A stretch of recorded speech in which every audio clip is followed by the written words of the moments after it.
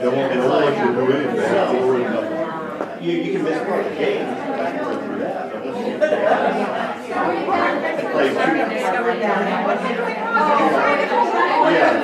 Play 3 minutes worth of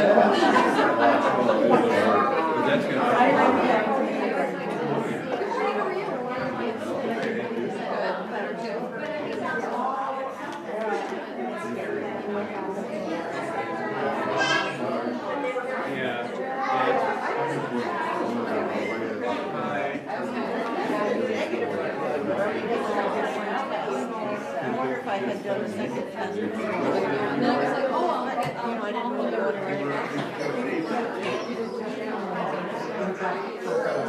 Girl, boy, girl, boy.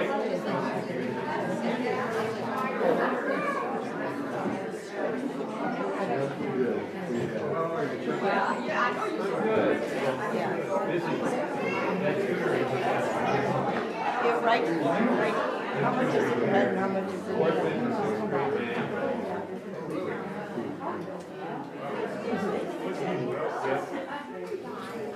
And I'll tell you,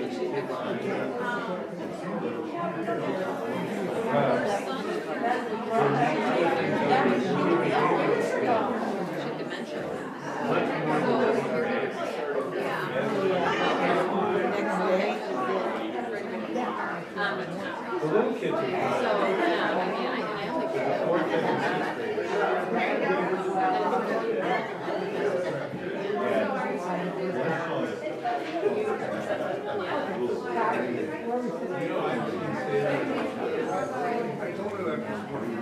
just tell me,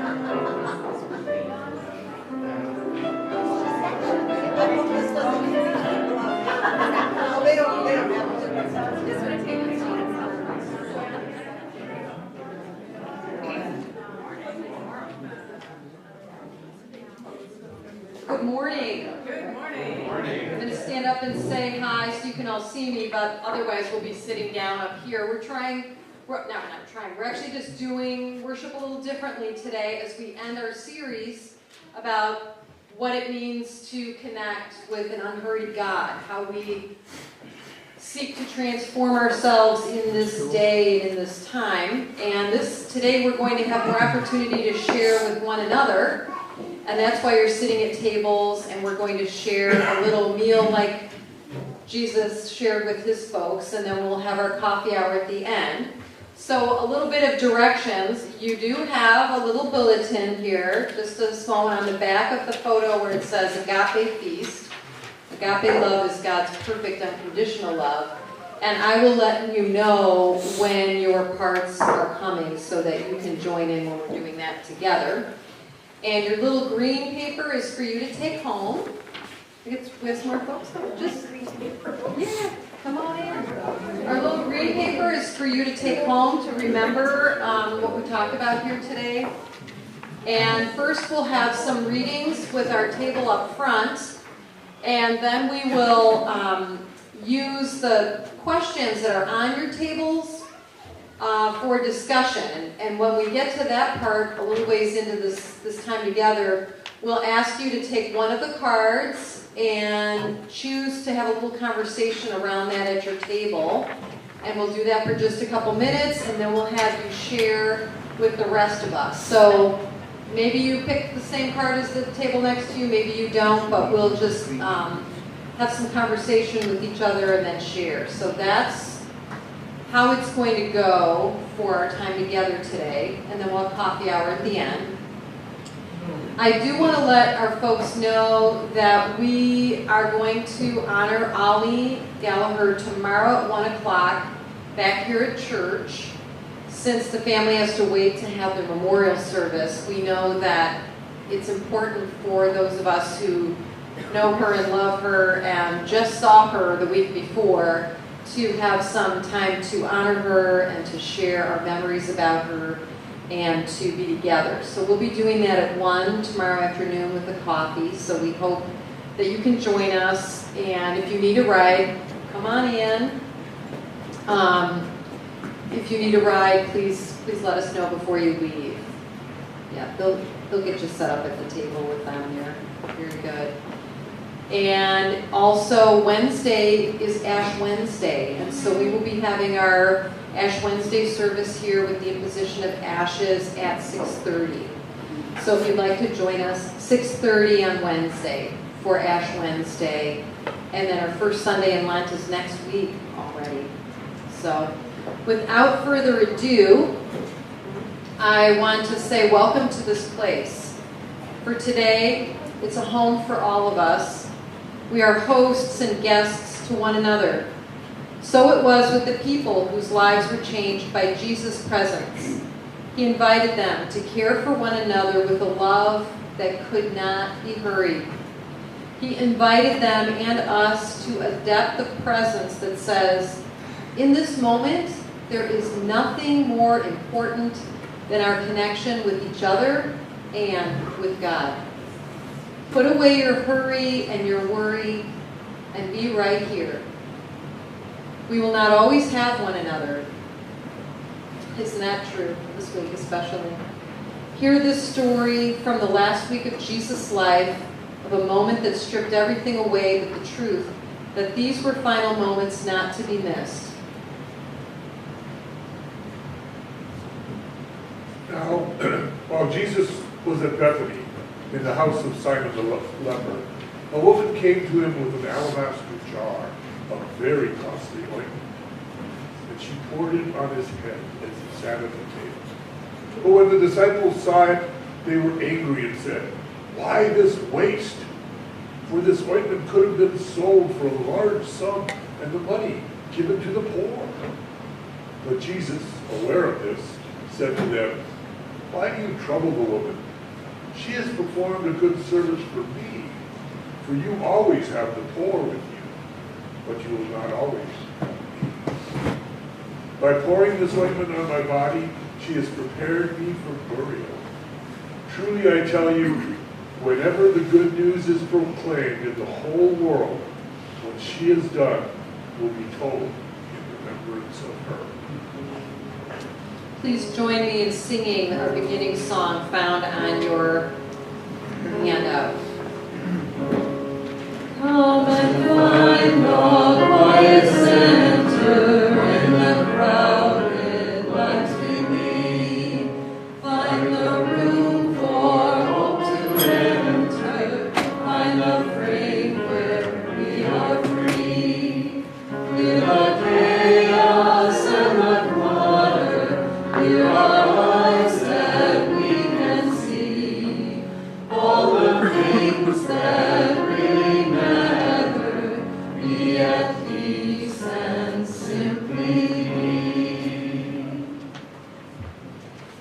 invite you, as we have each week, to take a deep breath.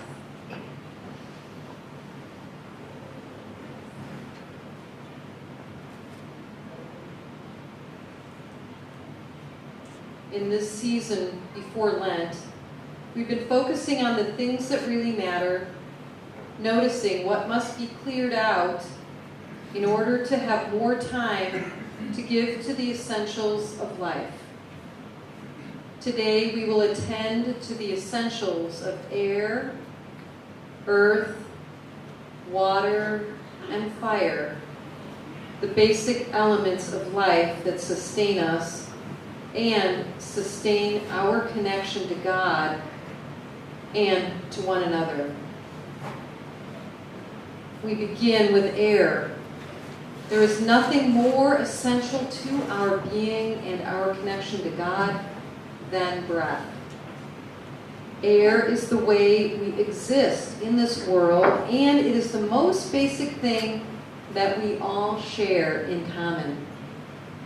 Our very being was announced at birth as we took our first breath and screamed a cry that said, "Here I am." And the last thing that will leave our earthly bodies will be our breath, leaving one last mark on this world.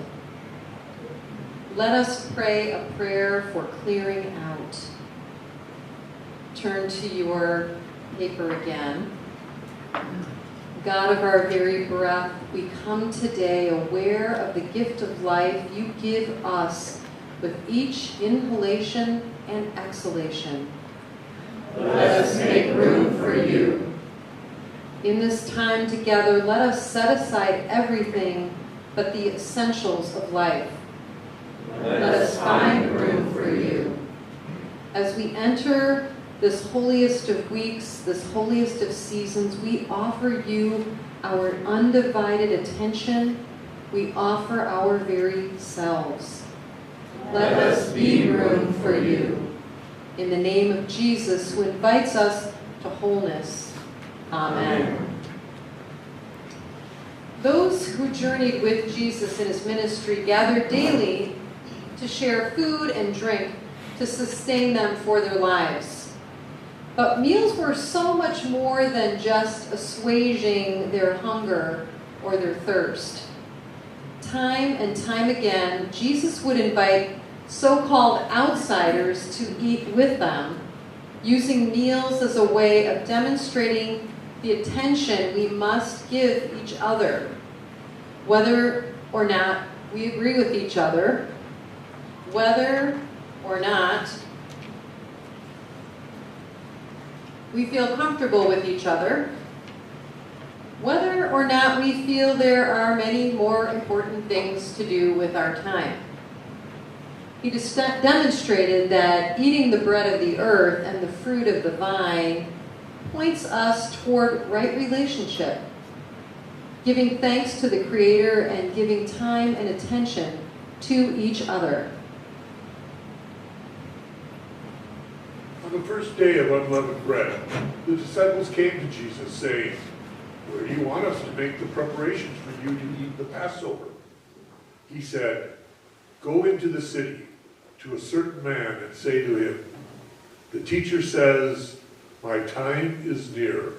I will keep the Passover at your house with my disciples.' So the disciples did as Jesus had directed them, and they prepared the Passover meal." So today we gather to not only eat good food and spend time together, we also remember Jesus' entire meal ministry and take note of the ways that God has lured us into a more unhurried connection in these last 6 weeks. What has transpired in this time that helped you slow down? Or at least helped you notice that it's difficult to do this? And it made you question the peace and the other stuff of your life? I invite you to ponder this with your table mates. We have these cards on the table for you, and they will help you reflect on this journey. So before we fill our plates and our stomachs in the tradition of Jesus and the disciples and the early community, who continued to gather around a mealtime and share food and drink, let us bless the meal by taking a piece of bread from the baskets and making sure everyone has something in their glasses. So go ahead and pass the bread around your table.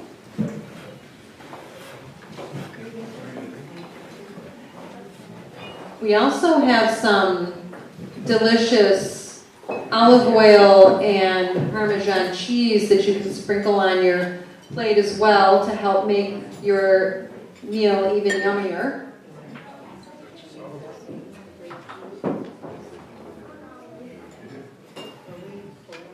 Yes.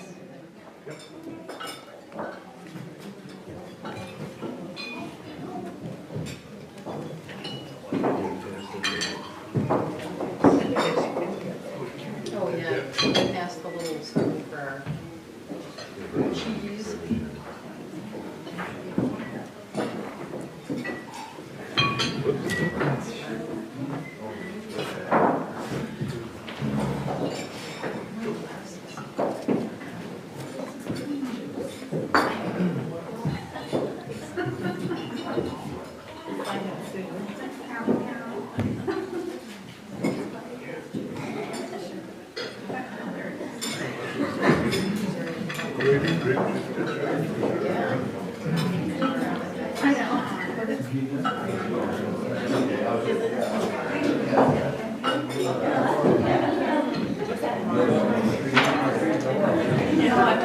Okay, before you start eating, I'd like to invite you to take your piece of bread in one hand and raise your glass with the other. And repeat this, he's got his snacks there. And repeat this, when I tell you to repeat the phrase, repeat that, but I'll say this first. It takes time. Repeat with me. It takes time. To sow seeds and tend them while they grow. It takes time. It takes time. For grain and grape to ripen and bring forth their fullness. It takes time. To harvest and prepare that which will sustain. It takes time. And so for the seeds of love tended. For the ripening of the relationship.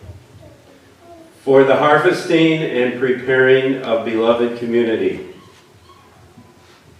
We give thanks and praise, and all God's people say, Amen. Now you can take a time. You may, if you so choose, or just raise a glass to those at your table. A popular thing that started way back in the Middle Ages, and it symbolizes the connection among us and remembering God in an unhurried way. So I invite you to share that with each other. And then go ahead, while you're having your little snack at the table, go ahead and take one of your cards and start sharing your thoughts on that with each other. And I am going to ask somebody to report from your table, so know that's coming.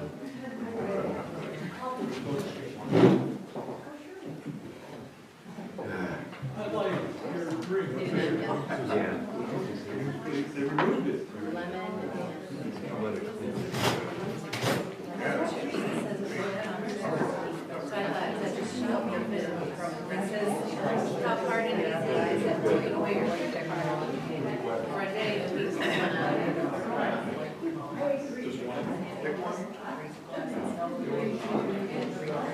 Just turn this one on.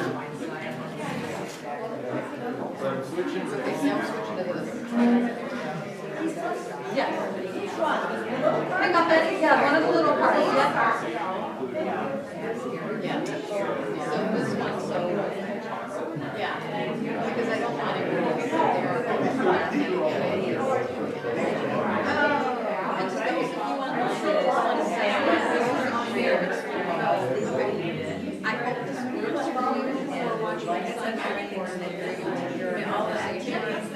and we will know afterwards how this went. So thank you for your patience and thank you for sticking out in with us as we get this going.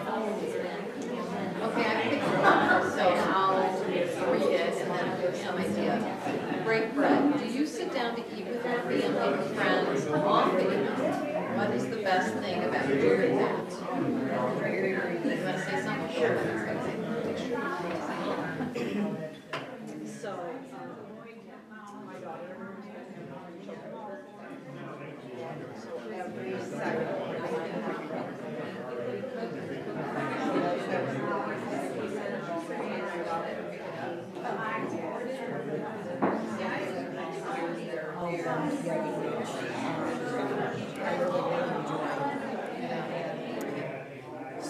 We've been doing it for, I don't know, many months. We started during COVID sometime, I don't remember when. It just occurred to me, it's like, you guys just need to come to my house every Saturday night. Nobody was doing anything anyway. Thank you. Yes. Chuck, what about you turn that mic toward you. What about you as a single person? Well, as far as breaking bread with friends and family, my family's far away, but I think it's important to get together with friends every now and then,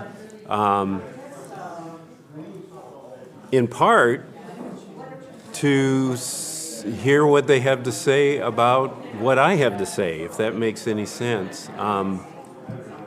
So I get a chance to reflect myself, my thoughts, my experiences in them, and that's a valuable insight, I think. And I think we need that insight.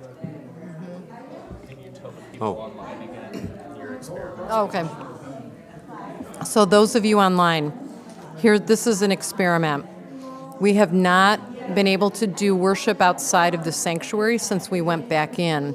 And today we're trying this out. And we're using 2 different sound systems to make sure that this works for you. So we're hoping that during this conversation time, you all are going to have an experience with us of the conversation, because otherwise the sound isn't going to work with the whole room. So it looks like it's working. Okay, I'm getting a thumbs up, so hopefully you all are hearing it well. Good. Okay, so Chuck Tim, what? Okay, Tim, what about you and Sandy? Well, Sandy and I generally have dinner together every night. I check with her to see what she would like that evening. But we also do like to entertain. And to that end, after 25 years in the same house, Sandy has finally convinced me for us to remodel our kitchen. So we're currently cooking in a disassembled kitchen with studs and insulation showing and dust all around. So when it's all finished, we hope to then, with enthusiasm, invite folks over for dinner. We're going to have a 9-foot-long chef's counter where folks can sit and look out on the river and hopefully watch me prepare the meal. Wow. So that sounds like fun, but we'll certainly be glad when it's over. And as I tell folks, I hope we're still married when we're done. I can attest, we did live through a kitchen renovation, so we had 3 little kids, and my parents moved in with us at the time. And then we decided, as long as we were doing this, we should put a bathroom in the basement. So we were eating in the basement until they jackhammered and threw the floor and made a big mess down there. Anywho, it's interesting, Lee and I do eat together. We eat breakfast together, we eat dinner together, which we always did try to eat together as a family. But one of the things that I've really missed is entertaining. And we had a big dog for a long time that just really made it very unpleasant to have people over. And then it was COVID. And I really miss, having people over like that. I've really missed potluck at church. I miss doing those kinds of things together. And so you'll notice that we're basically without masks today because the CDC changed their guidelines yesterday. So maybe we can go back to some of those kinds of events like eating together. I mean, Jesus knew that was important, to eat together. So, good. Oh, you got something. Go ahead. I think back to my childhood, and as is often the people of my age, it was quite the practice that families had dinner together every night. My mother didn't work outside the home, so she had dinner prepared. My father came walking home from the train station. But what I thought was interesting, when my father passed away, at his funeral, I spoke to a number of friends that had been our neighbors, and we'd lived in 3 or 4 different places, and from each of the neighborhoods we'd lived in, there was 1 or 2 individuals that came and attended, and one woman said to me, well, I always liked eating at your house because you guys talked about stuff. Wow. And we did. We talked about current events. We talked about history. We are a family of trivia buffs, so we would test each other. And my brother was a lawyer, my sister a journalist, my other sister a librarian, and I'm a city planner. So we make quite the trivia team, but it's really fond memories I have of family dinner time together.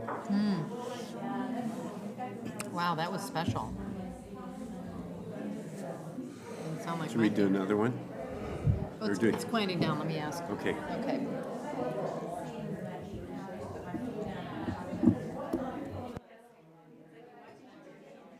Okay, it sounds like it's quieting down a little bit. I'll report first from our table. We talked about the breaking bread question. And there were stories from Tim about growing up as a family and the kinds of conversations they had at their dinner table, which was really interesting. Chuck is single, and so how he's, he doesn't get to see his family all the time, but he really works at having friends that he can do that with. Kathy has started in the midst of COVID making dinner every Saturday night for her daughter and their family so they can all be together. And I was saying, for me, Lee and I eat together all the time, and now we get to eat with Eleanor too, but I've really missed having people over to my house. I've really missed that through COVID, and having a large dog that made having people over very awkward. Now that big dog lives at Eleanor's house, so... Nah, boo-boo. You need to train your dog. Yeah, well, I know it's all about the people, believe me. That's a whole nother conversation. So anyway, I'm going to walk around. Which table wants to share something about what they talked about? Somebody raise your hand and I'll come around with the microphone. Would everybody raise their hand at once? Okay. Maybe if you're comfortable coming up, if you're okay talking in front, come up here so that the people online can see you. Maybe send somebody from your table who doesn't mind.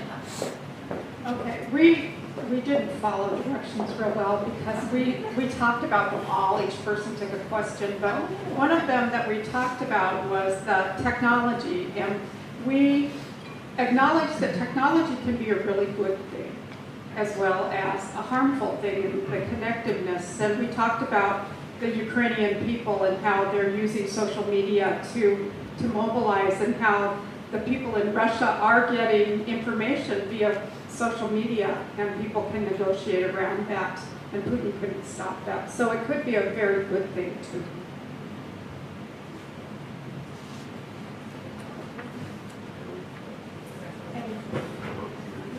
Yeah, if you come on up here.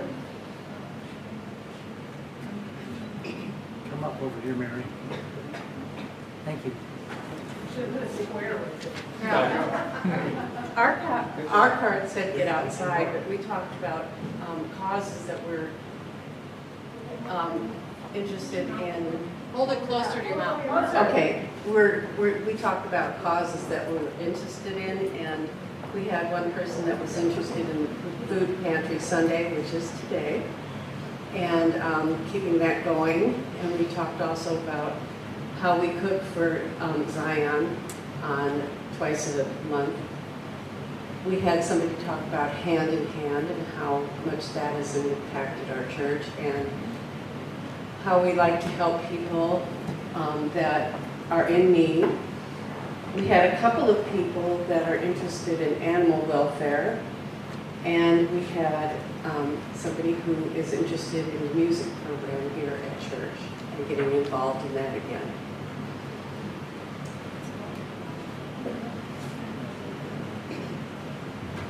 I've been elected.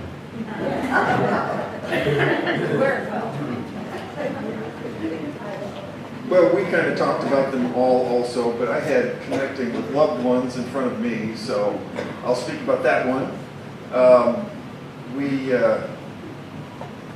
As far as connecting with loved ones, we talked about connecting with our church family on Sundays and whenever we choose to get together, and it was mentioned how we're also going to support Ollie tomorrow, who's also part of our church family.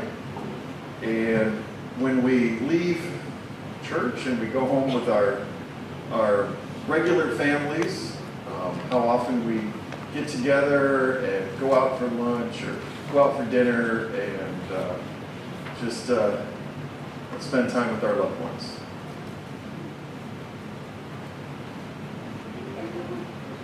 Yeah, sure. Who's getting elected for this? No pressure. No pressure. You can do it. You can do it. Well, we weren't very original because I feel like we talked about a lot of the same things with technology and connection with others, and how technology has really aided that. Being able to just send a text to a friend we don't have time to talk to, because we did talk about that, like making time. We need to be more mindful of that and prioritize that. And so we talked about how, just sending a text to someone we haven't seen in a while and thinking of you and I love you, that can be really impactful. And then we talked about some of, the downside of technology, and then talked Kathy through getting the do not disturb on her phone going, and then who can break through if there is an emergency. We talked a lot about those things. So it was hopefully helpful.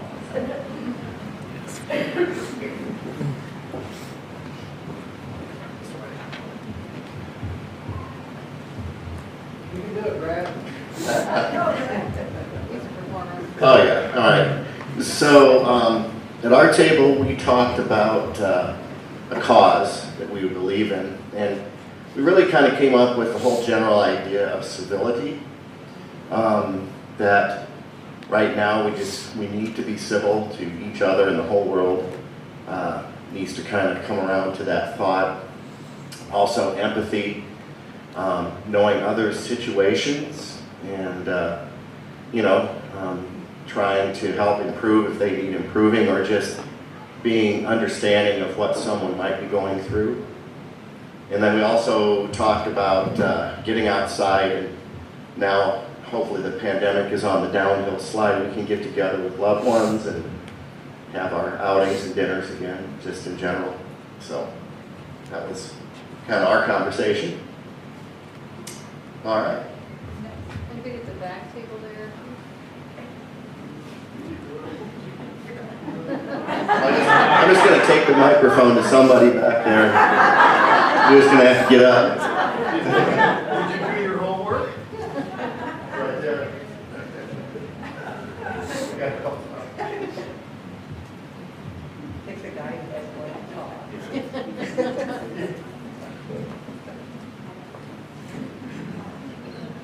There will be no jokes today. Our table discussed two different ones. One was the breaking of bread, and probably the greatest joy that we found that was just simply conversation of all kinds. And we talked about as children how supper time was sacred. You might have stepped a little bit closer to your mouth, maybe. Well, I'll give that a shot. And if somebody called during dinner time, supper time, my dad simply took the phone and said, "Call back later. This is family time." And then from there we progressed a little bit to donuts and hammers, and we just enjoy getting together and talking and having donuts and coffee and telling lies. And from there it went on to say, after you hear some of the stories of the guys growing up there really is a God, that the fact that any of us still exist. And that was pretty much it. Great. Why don't we do one more round? Some of you have already talked about all of them, so you probably could talk a little bit more about one and give everybody a chance to talk about maybe one or two other ones before we end this time together.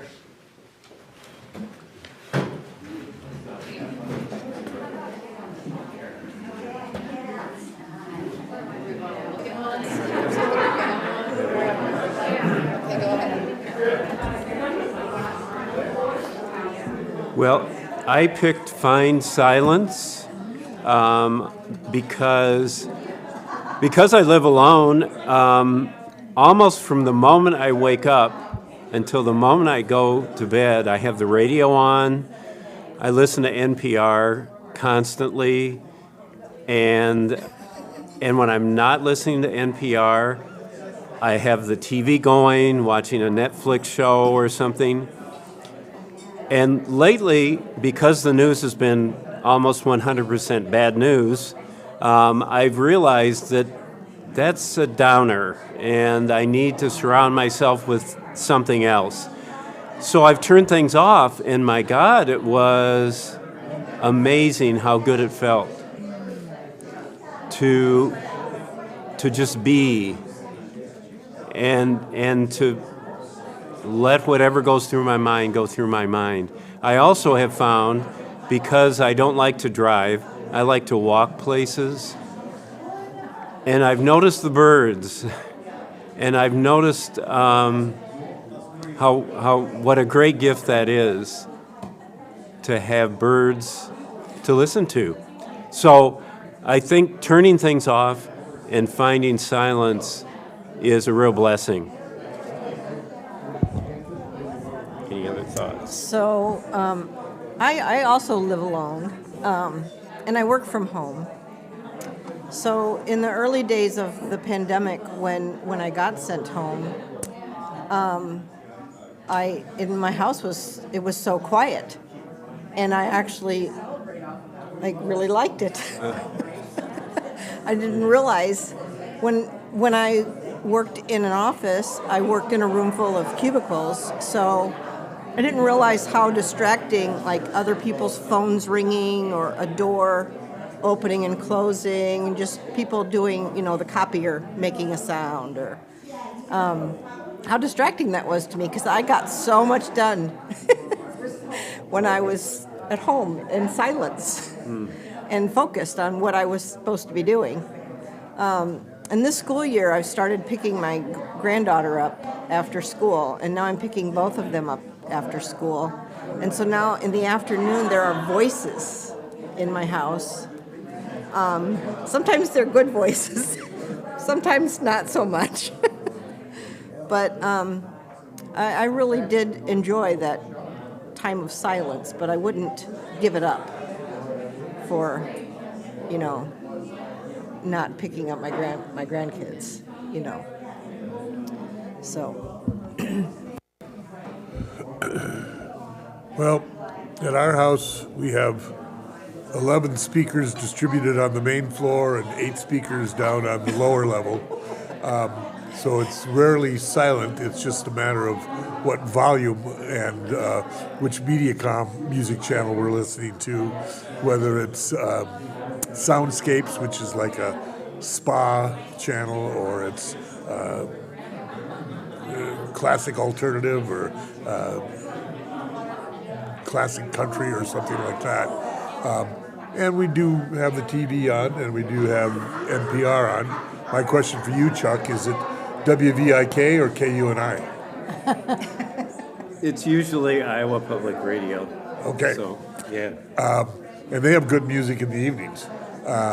So it's rarely silent, although I feel sorry for people that don't have a dog in their life.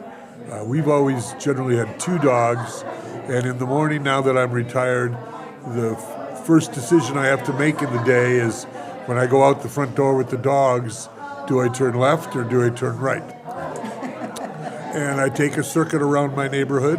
I live in the East Village, so it's very hilly. So it's a reasonably good exercise, and it's very enjoyable because yes, you hear birds, you hear things. I love the sound of the mainline trains coming by about 4 o'clock in the morning. So silence isn't always quiet. Silence can give you a chance to think, but it also there's also sounds that remind you of things and trigger thoughts. So I don't know. I just love listening to music. I'm not a musician, but music just plays an important part of my life. Is comfort and thoughtfulness.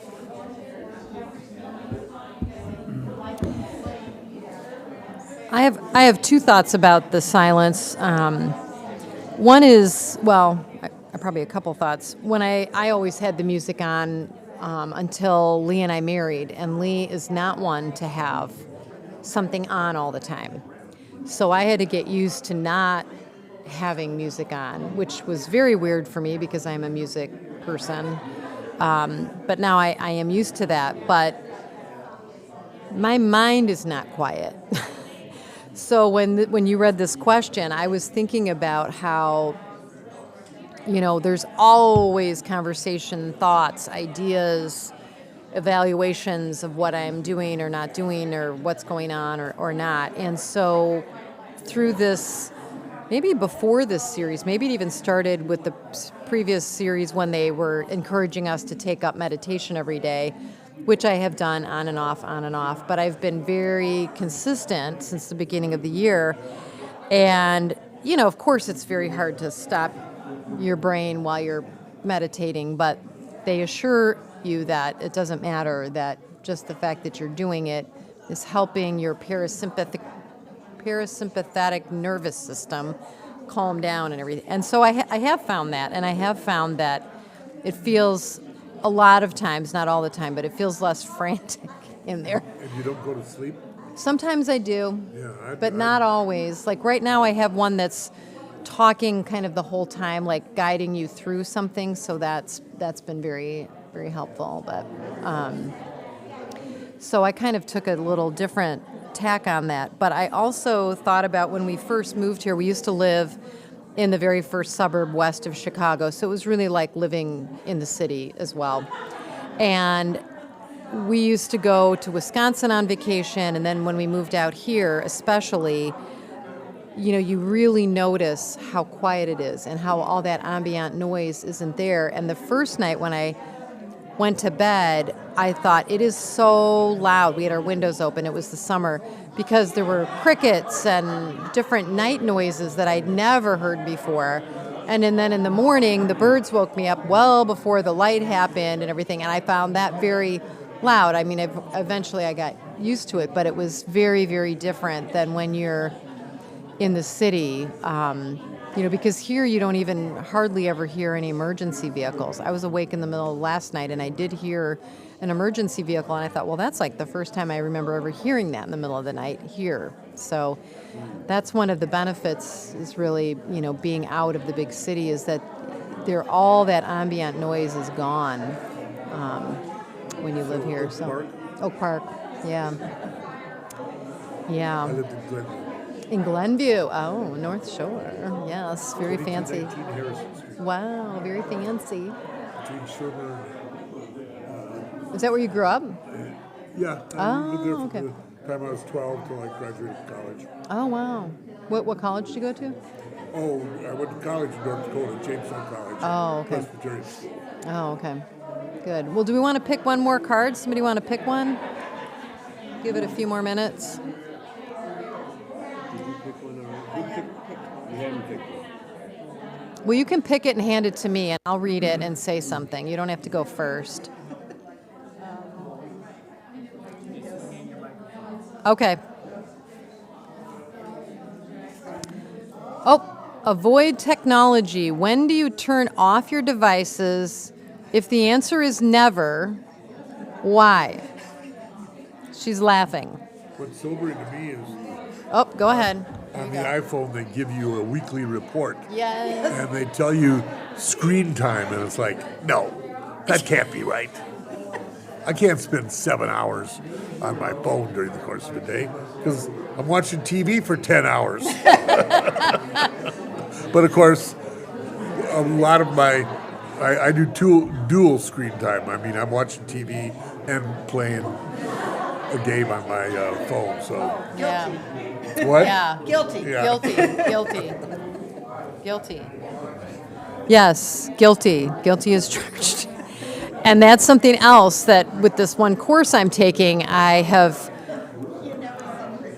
focused more attention on that. I can't say that I'm like appreciably better about it, but there's a big conversation in this course I'm taking about turning off screen time an hour before bed.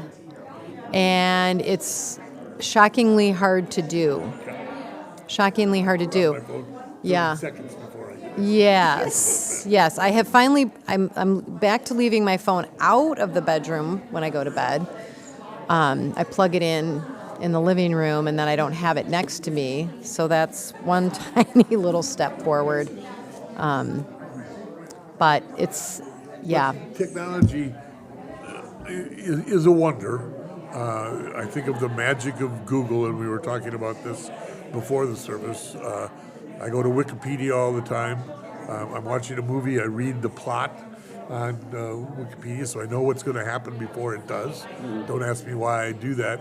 But it keeps you connected in real time to things that are going on in the world. And if you're interested in current events or a news junkie, it's nice to be able to have access to that at any time.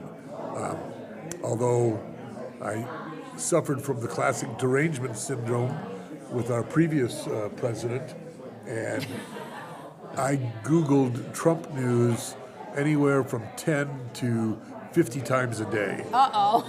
So, we better move the mic along. So I was transfixed. Yeah. I am fortunate in that I'm really not that addicted to technology, which is kind of ironic because I studied computer science at one point in my life.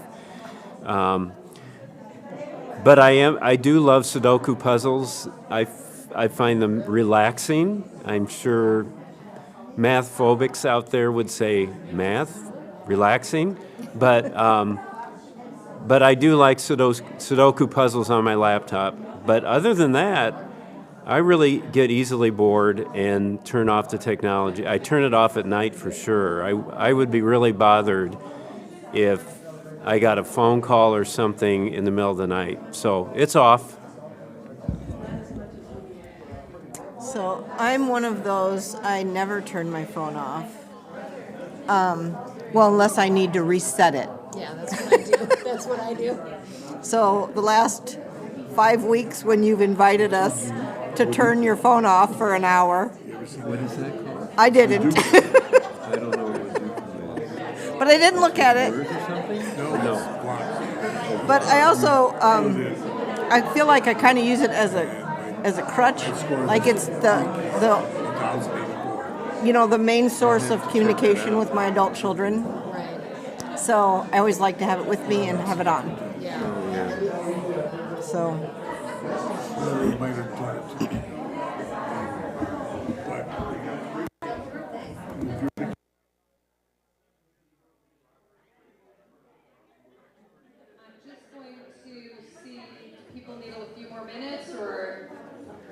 Coming to the end of that conversation, I just wanted to see if you don't have to share anything if you don't want to at this point, but if somebody feels like there was a really good point made at their table, feel free to come on up. Anybody want to share anything particular that might be interesting to everybody else?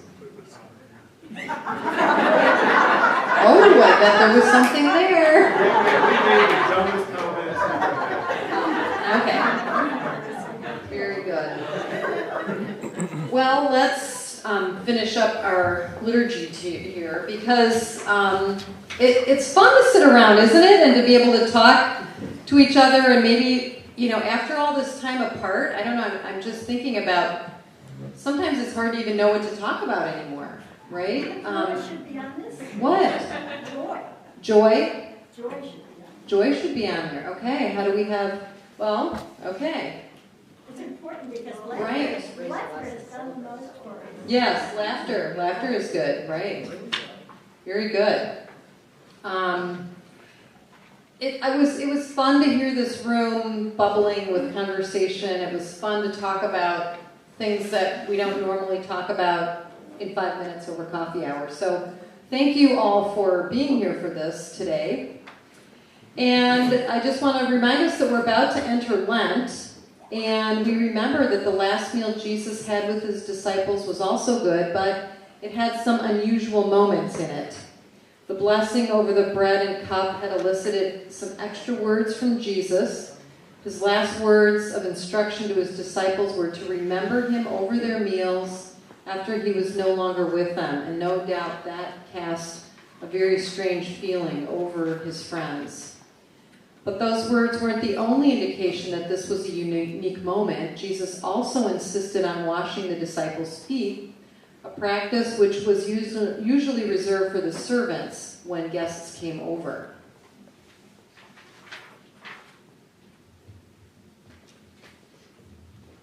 And during supper, Jesus, knowing that Abba, God, had given all things into his hands, and that he had come from God and was going to God, he got up from the table, took off his outer robe, and tied a towel around himself. Then he poured water into a basin and began to wash the disciples' feet and to wipe them with the towel that was tied around them. He came to Simon Peter, who said to him, "Lord, are you going to wash my feet?"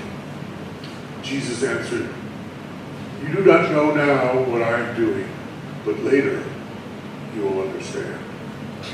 Peter said to him, "You will never wash my feet." And Jesus answered, "Unless I wash you, you have no share with me." As we move into the third basic essential of life, water, we remember that both in Jesus' baptism and in his act of washing feet, he established that no one is greater than another. Even Jesus went through a ritual of cleansing and renewing at the beginning of his ministry and at the end. His washing of his disciples' feet was a profound act done to impress upon us the importance of tending with love to each other. Self-care and serving others go hand in hand, so we are going to help do the dishes. And so you'll be invited after you eat to take your dishes to the kitchen window where we take them in. You might want to have coffee first and you reuse your plate or pour some water in your glass. But in doing this, we acknowledge that the simple, mundane, and necessary things of life, like simply doing the dishes, done with intention and appreciation, can speak powerfully to us. Part of getting unbusy has been to slow down and notice how every moment of life is rife with the possibility of living more intentionally and with greater depth. When we have done our dishes, we will gather again around the candles to close our time together. Actually, let's not do that because we're going to keep our dishes for our coffee hour. So I'm going to move on. If you've ever seen the TV show Survivor, you've heard that tagline, "Fire is life." Indeed, our survival as humans has depended on our ability to tend the fire that brought us warmth, food, and something around which to gather and share our lives. There was nothing more important than tending the fire of the community. As we have journeyed into questions of the priorities of life in the midst of our busyness, we have discovered that when we don't take care of ourselves, our relationships to each other, and to God, we lose a bit of the fire of life, and our survival is made much more difficult. I would say we really have been learning that through this COVID time. Perhaps you've been able to spend a bit more time tending to the things that make your life warm and full. Maybe you've only been able to shine a light, so to speak, on the work that still needs to be done to bring that spark back to your life. No matter where you are on the journey, you are not alone. This series helped us acknowledge the truth that life is hard, and it often gets crowded with death dealing rather than joy giving. But the light of resurrection that we will celebrate very soon is the perpetual good news that there is light on the horizon. Unlike those first disciples, we know the rest of the story, that light does prevail. And so we tend to the light within us, knowing the world needs the light we've been given. I invite several of you at the table to go ahead and pick up a candle.